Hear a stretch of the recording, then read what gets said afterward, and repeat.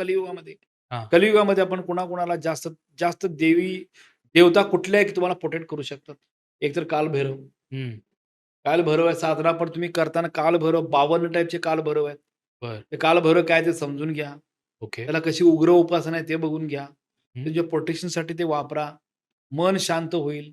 हं, हं. कामं अडचणी पूर्ण निघून जातील तुमची. ओके. भीती वाटणार नाही मनामध्ये. हं. बरेच कालभैरव तुमचा कुठला भैरव आहे तुम्ही डिसाईड करायचंय. बरं. कालभैरवाची उपासना करताना कालभैरव कुठल्या देवीचा आहे मग? 51 पीठ आहेत. अच्छा. मग ते प्रत्येक पीठाला एक कालभैरव आहे, वेगळा भैरव आहे. बरं.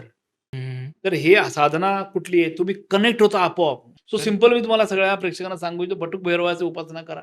हां. दॅट इज द स्वर्णाकर्षण भैरवाची उपासना करा. 2 गोष्टी आहेत.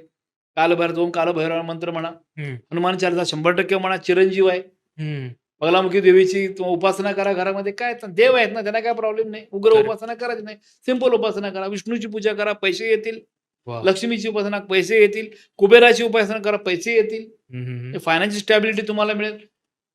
गणपती, देवी आणि बरोबर कालभैरव आणि बगलामुखी या 4-5 देवांचं मी जे काही सांगितलं तेवढं जरी तुम्ही केलं आणि मी स्वतः केलं आणि बाकी अनेक लोकांना सांगितलं, सगळ्यांना लाईफमध्ये सक्सेस मिळालेला आहे. Wow! That is a journey.